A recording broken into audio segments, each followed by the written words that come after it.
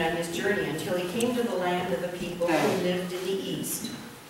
As he approached, he saw a well in the field, and 3 flocks of sheep lying beside it, because the flocks were used to being watered from that well. The stone on the well's mouth was large, and when all the flocks were gathered, the shepherds would roll the stone from the mouth of the well, give water to the sheep, and then roll that stone back in its place over the mouth of the well. While Jacob was speaking to the shepherds, Rachel came with her father's sheep, for she too was a shepherd. Now when Jacob saw Rachel, the daughter of his mother's brother Laban, along with Laban's sheep, he went up to the well, rolled the stone from the well's mouth by himself, and watered Laban's flock. Then Jacob greeted Rachel with a kiss and cried for joy. Jacob told Rachel that he was her father's relative, Rebekah's son, and she ran and told her father.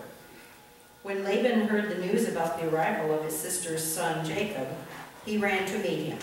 He hugged him and kissed him, and he brought Jacob to his house. Jacob told Laban everything. And Laban said, "You are surely my flesh and bone." And Jacob stayed with Laban for a month and helped out with all his livestock.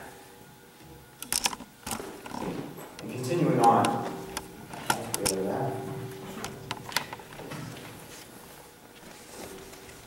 there. Nope. All right. You work on that. I'll work on this. Genesis chapter 29, continuing on in verse 15. Then Laban spoke one day to Jacob. "Just because you're my relative, that doesn't mean you should be working for me for nothing. Tell me what I can pay you." Now, Laban had 2 daughters. The older was Leah, and her younger sister was Rachel. There was no brightness to Leah's eyes, but Rachel had a beautiful shape and was lovely to look at. Jacob truly loved Rachel. "I'll make a deal with you. I'll serve you for 7 years in exchange for the hand of your younger daughter Rachel in marriage." "Agreed. I'd rather you have her than any other man I know. You may stay here and work." So Jacob served Laban for 7 years in exchange for Rachel. The years went by quickly and seemed to him to be only a few days because of the immense love he had for her. When the time came, Jacob approached Laban. "I've now completed 7 years of work for you. I ask you now to give me my wife so that I may consummate my marriage." So Laban gathered together all of the people in the area and prepared a great feast. But in the evening he took his daughter Leah and brought her to Jacob, and Jacob slept with her, thinking she was Rachel. Laban gave his servant Zilpah to his daughter Leah to be her servant. When morning came, Jacob realized Leah was the one with him in the marriage bed. "What have you done to me? Didn't we have a deal? 7 years of labor in exchange for your daughter Rachel. Why have you deceived me?" "Oh, well, that isn't something we do here in this country, giving the younger daughter in marriage before the firstborn. If you complete this wedding week with Leah, then I will also give you Rachel. But in return, you must serve me another 7 years. Jacob agreed when he completed his week with Leah, and then Laban gave him his daughter Rachel in marriage. Laban gave his servant Bilhah to his daughter Rachel to be her servant. Then Jacob also slept with Rachel, and he clearly loved Rachel more than Leah. As agreed, he served Laban for another 7 years. This is the word of the Lord. Thanks be to God. Amen.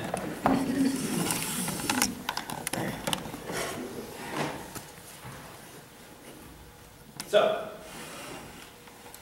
can everybody hear me okay now? Yep. All right, awesome. So this current movie season, there's a lot of magic. Right? You have, coming up soon, The Incredible Burt Wonderstone, where you have competing Vegas magicians.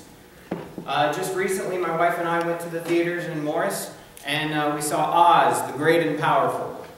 How many people have seen the original Wizard of Oz? Ah, okay, so you're aware of the character that I'm speaking of. Okay, good. But magic is kind of a big deal, so in spite of all that, all these illusions and things, because of that, I felt inspired. And so this morning I'm going to do a magic trick.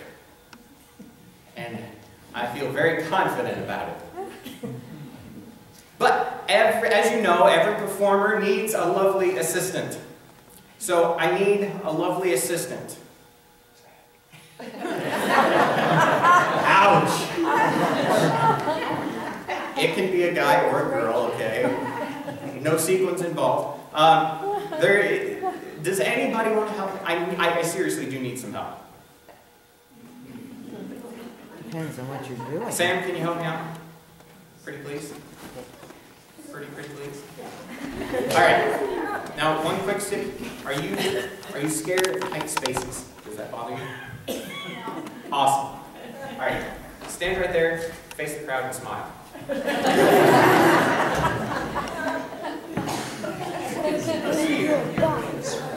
Good sport, Sam. Alright, Sam. This is a super duper magic, extremely expensive box. Now, have you seen the tricks where they cut somebody in half? Okay. Are you a fan of those tricks? Did you eat a lot today? Okay, good. That's a good thing. We're not going to cut you in half, which is good.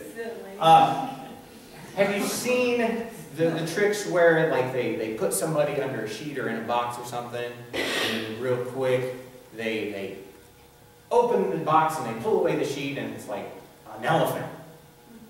Okay, good. Good. Okay. Sam, first off, I need you to wave goodbye. I mean, wave to the audience. Awesome. Are you sure this isn't going to bother you? Okay, good. Now, for this trick to work, I need you to be quiet from here on out. Try not to move too much, okay? There are large holes on the side here. So if I ask you how you're doing, I need you to give me a thumbs up or a thumbs down, okay? Understand? Thumbs up, thumbs down. Make sure you got good thumbs. Awesome. Okay. So, Sam the Magnificent. Everybody give him a hand. We hope this works. Can you climb in there for me? Better make yourself comfortable. Are you comfortable? Yep. Okay. Now I need your help here. I need you to feed that back through the other hole, please. Awesome. Sam, you're the best magical assistant I've ever had. All right. I'm going to temporarily seal Sam in here with an indestructible knot that cannot be untied ever again. Sherilyn, your food costs just went down. All right. Now you guys know who went in the box. Yes. But do you know who's going to come out? We shall see. Today we're going to be in Genesis chapter 29.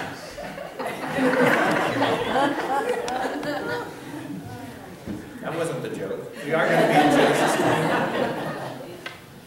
Genesis chapter 29. And we've been talking about a guy by the name of Abraham and his family, Isaac, and his son Jacob. Everybody say Jacob.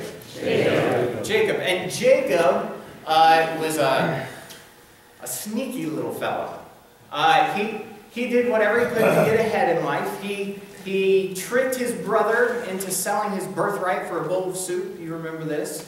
He later stole the blessing that his brother was supposed to get by dressing up like his brother, putting goat skin on his neck and on his arms. You remember that? And he got chased away from home. He thought for sure his brother was going to kill him, and so his parents sent him away to go find a wife in the land, in the home of their ancestors. And so Jacob went running off. He goes off into a distant land. And you remember from last week, Jacob gets tired, he lays down, and he finally has a confrontation, an interaction with God. You remember this. He lays down and he sees a staircase with angels going up and down, right?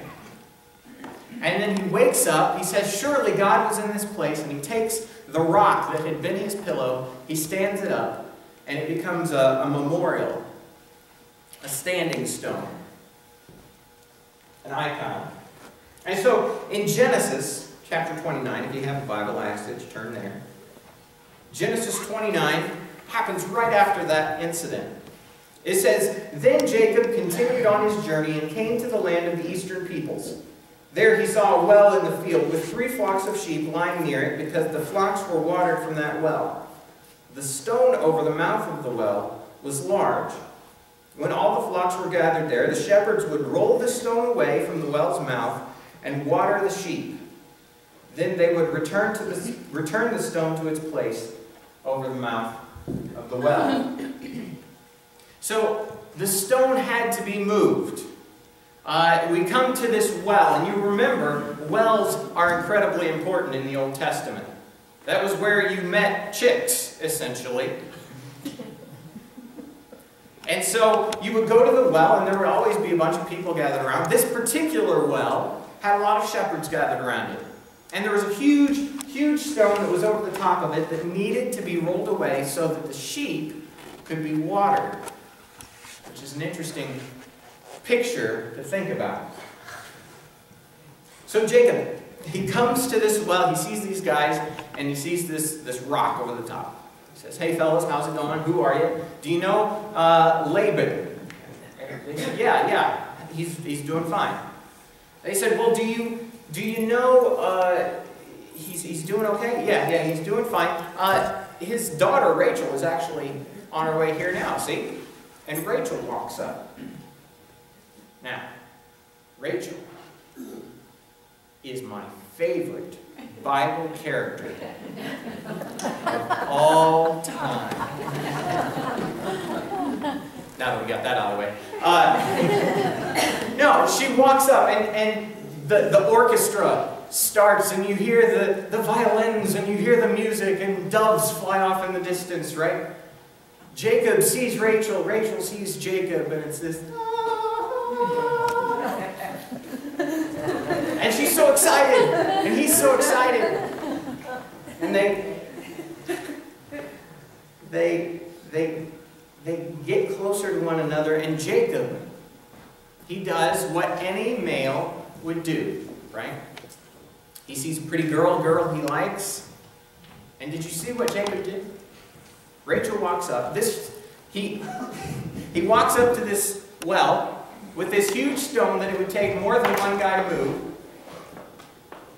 And he runs over, he sees Rachel, and he tries to impress her. I'll get the stone out of the way. So he grabs onto it, he probably threw out his back a little bit.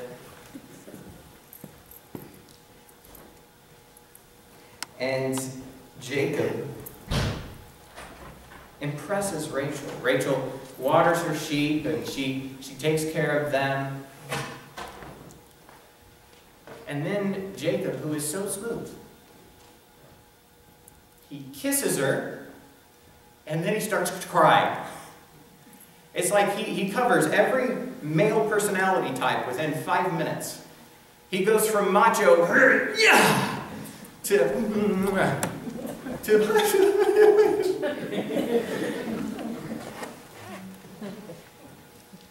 Now, when he kisses Rachel, that's a greeting. She is a relative of his, after all. He's excited to see her again. And when he starts to cry, it's because he has been away from his family for a while. Jacob grew up at home, you remember. So to finally be united with a relative, somebody he could trust, that was overwhelming for him. The stone had to be rolled out of the way in order for this relationship to work. You guys know this. You've all been a part of relationships. You know, for any relationship, that there are obstacles that need to be overcome, right? There are personality traits that we need to get rid of in order for this relationship to work. It has to be less of me and more of us for this to work. It has to be less of my wants and my needs and my plans and my money and my desires and more of what is best for us. giving the extra effort, going the extra mile, working hard. So this will be a success. Sam, how you doing? All right, that's good. For some reason, Sam's brother Matt is smiling an awful lot, and I don't know if he's enjoying this or what.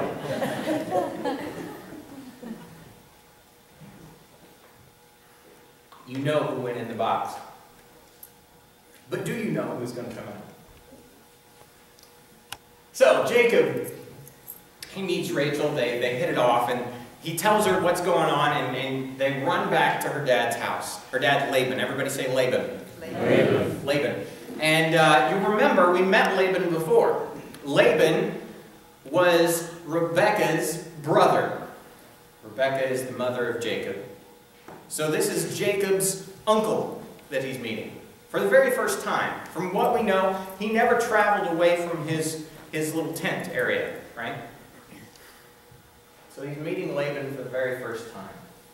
And he stays there for a month. A whole month. And after the month passes, Laban says, look, you've been working hard for me, and I mean, I don't want to take advantage of you just because you're my family. What can I pay you? How can we make this relationship better? Jacob, he looks across and he sees Rachel, and she gives him a wink and a smile.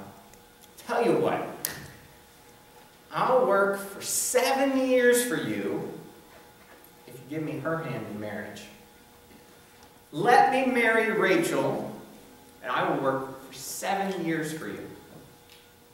Now this is where we're introduced to another character as well. Her name is Leah. And Leah, in the NIV and some of the other translations, it says that she has weak eyes. Now that's not to say that she's stumbling around and trying to feel her way through life. That's not it. But if you think about any pictures that you've ever seen from any magazine or telecast or anything of women in the Middle East, right? They're often covered up, except for their eyes, right? And so men determine an awful lot by a woman's eyes. And so whether her eyes didn't gleam, or they just, I don't know exactly. But it says Rachel was lovely in form and beautiful. Rachel is my favorite character in the whole Bible. And so there's this wonderful line. Jacob agrees, Laban agrees, we're going to work for 7 years. And it says, but to Jacob they seemed like a few days because he loved her so much. All right, I need all of the women to, on the count of 3, go aw. 1, 2, 3. Aw. It's like the Notebook in Genesis. I mean, it's that heart-tugging moment. But then, because this is a real story, because Jacob was a real guy, because this actually happened, Genesis 29, verse 21, then Jacob said to Laban after the 7 years, give me my wife. My time is completed, and I want to lie with her. This is why long engagements are bad, okay? He had waited 7 years to be with this woman, right? 7 years, a 7-year engagement. And he couldn't wait anymore, all right? I mean, he had to be counting down the days. Okay, all right. Okay, today's the day I want my wife.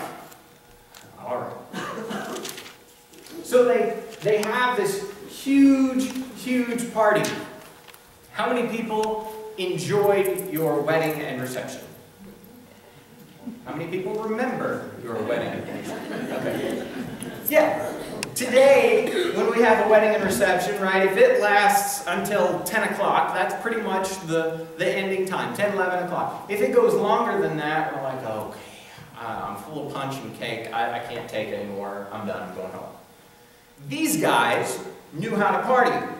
Their bridal party, Their wedding party lasted an entire week. That's a lot of dancing. That's a lot of cake. And after that first night, apparently Jacob had a little too much. Apparently after that first night, he partied a little too hard. He was really excited to finally be married to Rachel. And he gets back to his tent, and, well, they consummate the marriage. He wakes up the next morning, and it's not who he thought it was.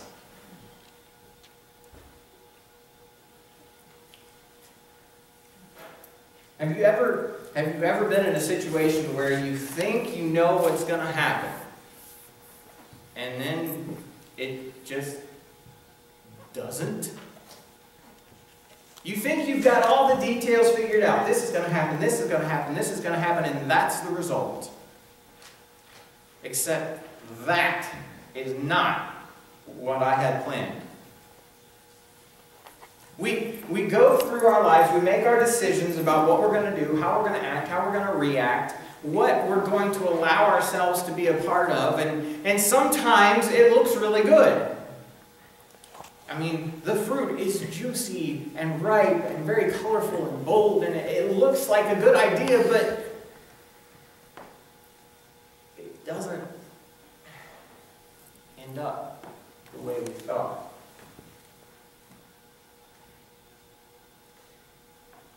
Sam? Yeah. Still alive? All right. So here's the trick. All right. Here's the deal. I'm going to wave my hands in a mystical fashion. I'm going to shake the box a little bit. And then you are all going to be surprised, because you know who went into the box. Who comes out might shock you. So, I need a drum roll, please.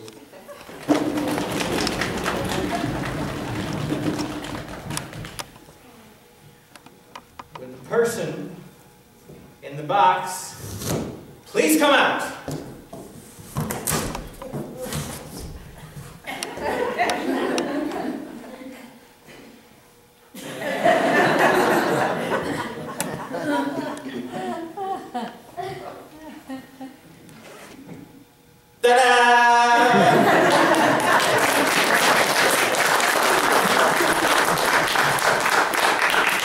Now, I'm sure at least one of you thought that somebody else was going to come out of this box.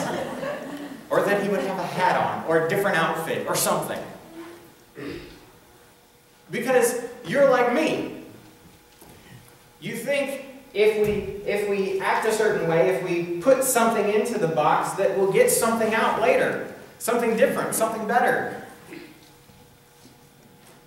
The unfortunate truth is, what goes into the box is what comes out. You reap what you sow. Jacob, you remember, was a deceiver. Not too long ago, had he been the one going into his father's tent pretending to be somebody else. And he got the blessing because of it. See, nowadays people in church, we like the God of grace because He forgives us of all of our mistakes, all of our boneheaded things that we do. But the truth is that God is not just a God of grace, but He is a God of truth and justice. See, Jacob reaped what he sowed. So he shouldn't have been surprised about it. What goes into the box is what comes out.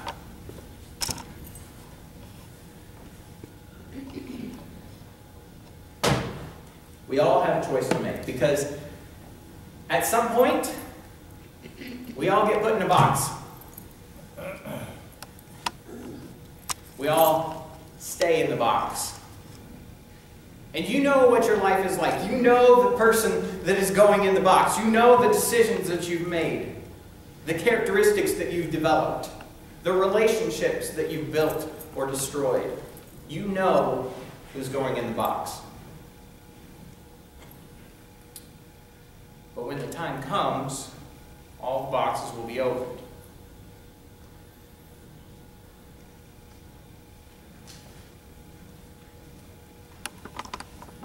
You know who's going in the box. Are you satisfied with who will come out? God, we thank you for today. We thank you for maybe revealing truth to us.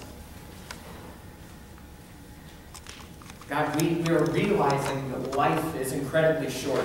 It's just a breath. And the truth of the matter is, at some point, we all get put into a box. And so every decision, every moment, every relationship, every conversation that we have in this life is incredibly important. What goes in must come out. What we sow, we will reap. And God, I pray that you find us worthy. I pray that you find us full. I pray that you find us forgiven. Father, I thank you for your Son. I pray that today we would trust him, put our faith and our lives completely in him. So that just like on that Easter morning when the box is open, that you would see him. It's in Jesus' name that we pray. Amen.